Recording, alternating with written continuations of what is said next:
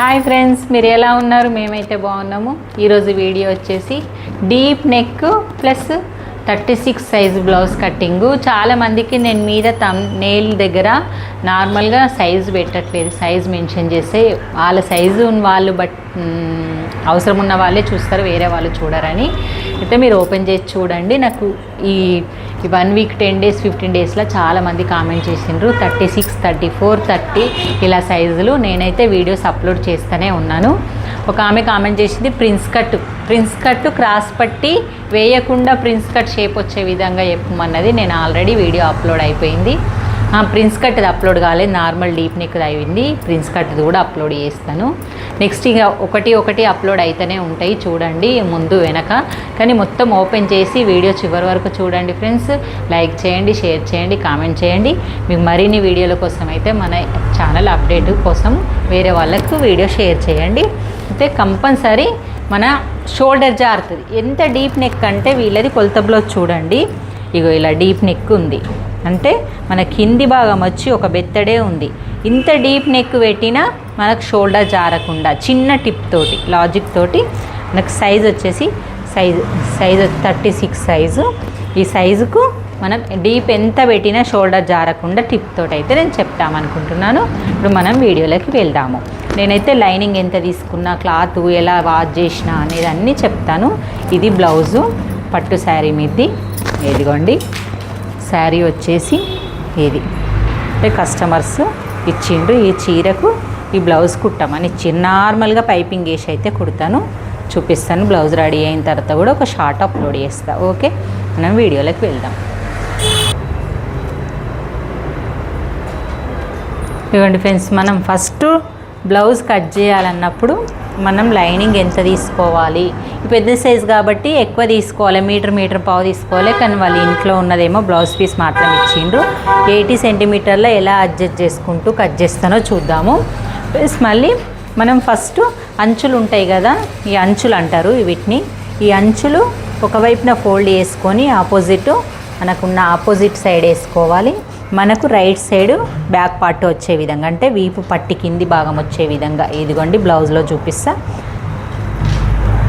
ఇలాగా ఈ కింది భాగం మనకి ఇటు కిందికి వచ్చే విధంగా పెట్టుకోవాలి. ఫోల్డింగ్ పెట్టుకున్న తర్వాత మనం ఇలాంటి స్కేల్ తోటి ఫస్ట్ నీట్గా మనకు కరెక్ట్గా వచ్చే విధంగా అంటే ఎక్కువ తక్కువ వేసుకోస్లాగా ఉంటుంది కదా, అది ఏది రాకుండా ఇక్కడ స్కేల్ సమానం ఉండే విధంగా కిందికి జరుపుతూ క్లాత్ ఎంత ఉందో అంత పెట్టేసుకొని మనకు ఇలా ఒక లైన్ వేసుకొని నీట్గా ఇది కట్ చేసేసుకోవాలి.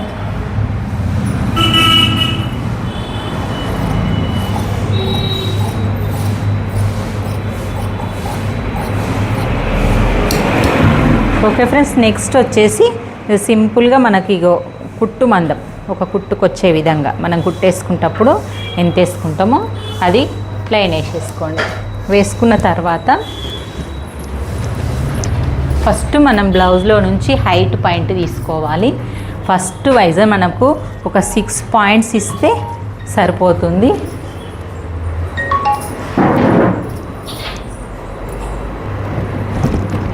ఫస్ట్ మనం హైట్ పాయింట్ పెట్టుకోవాలి కదా, బ్లౌజ్లో నుంచి హైట్ పాయింట్ తీసుకుంటాను.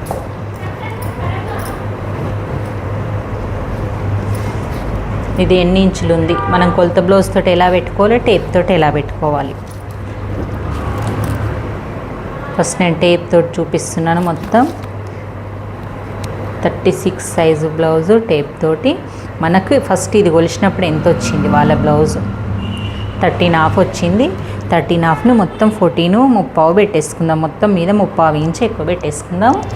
14.5 పెట్టేసుకొని మళ్ళీ ఒక్కసారి ఇది మాత్రం లైను మనం ఎల్ స్కేల్ తోటే వేసుకోవాలి. ఎందుకంటే ఇక్కడ కూడా కొంచెం క్రాస్ అయితే మనకు షోల్డర్ దగ్గర డౌన్ ఎక్కువ తక్కువ అవుతుంది కాబట్టి ఇలాగా వేసుకొని ఫస్ట్ ఇది మనకు అవసరం లేదు, ఇది పక్కకు పెట్టేసుకుందాము.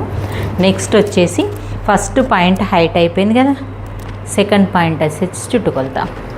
ఈ చుట్టుకొలత పెట్టుకుంటప్పుడు ఓన్లీ బ్యాక్ పార్ట్ తీసుకోవాలి. ఓన్లీ బ్యాక్ పార్ట్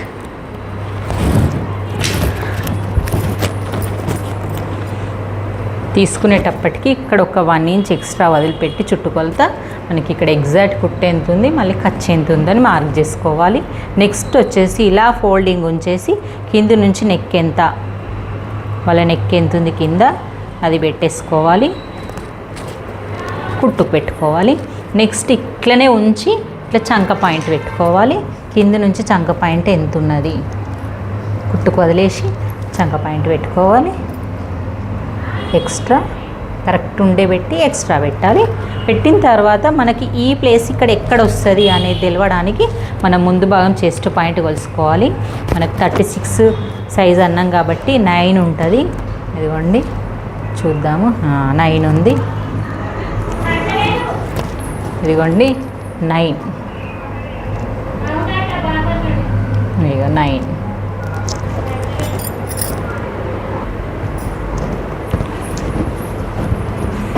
స్ట్రైట్ అయిపోయింది కదా, మనం చెస్ట్ పాయింట్ పెట్టుకుందాము. ఇక చెస్ట్ పాయింట్ పెట్టుకున్న తర్వాత వచ్చిన 9 ఇంచెస్ వచ్చింది.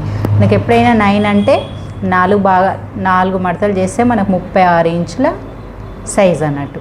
అయితే దీనికి ఈ పాయింట్కి మనం కింద వచ్చిన వెస్ట్ లూజ్ను ఈ పాయింట్ని కలుపుకోవాలి. కలుపుకున్న తర్వాత 2 ఇంచ్ ఎక్స్ట్రా, ఈ 2 ఇంచ్ ఎక్స్ట్రా మార్కును కూడా కలుపుకోవాలన్నట్టు. కలిపిన తర్వాత మనం ఫస్ట్ నెక్ డిసైడ్ చేసుకోవాలి. కింద నుంచి నెక్ పెట్టిన కదా, మీకు క్లారిటీగా అర్థమయ్యేటట్టు చూపిస్తాను. ఫస్ట్ నెక్ అనేది ఇగో ఇలాగ ఫోల్డ్ చేసుకోవాలి.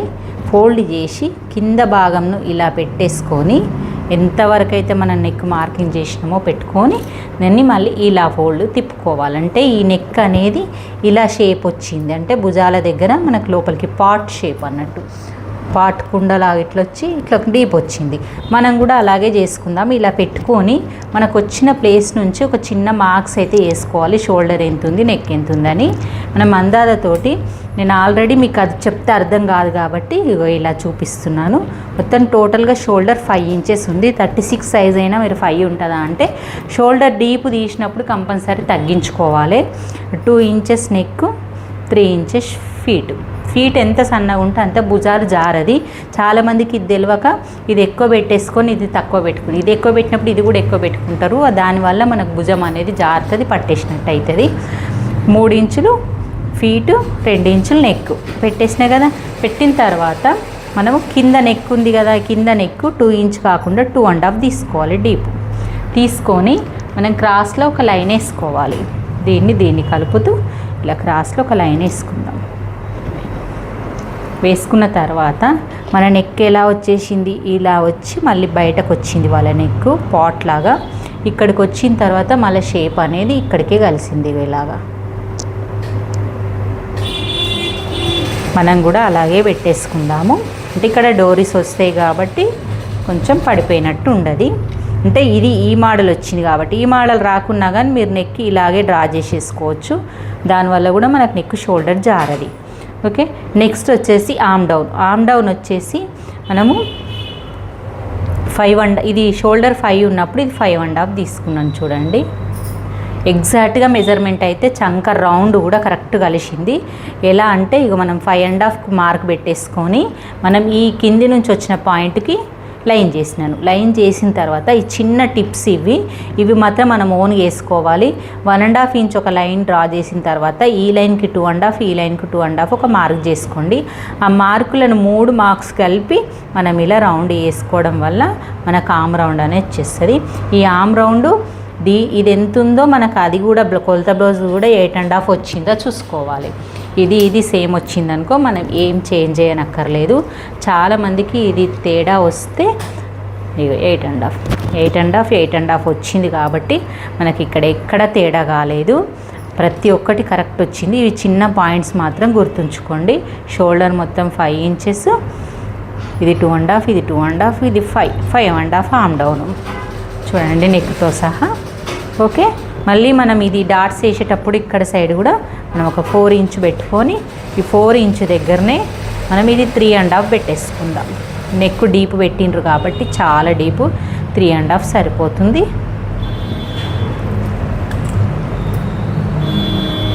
ఓకే ఫ్రెండ్స్, మొత్తం డీటెయిల్గా బ్యాక్ పార్ట్ షోల్డర్ జారకుండా నెక్ ఎలా కట్ చేయాలనేది చూపించినాను కదా, మీకు ముందు భాగం నెక్స్ట్ వీడియోలో చెప్తాను క్లియర్గా క్లారిటీగా.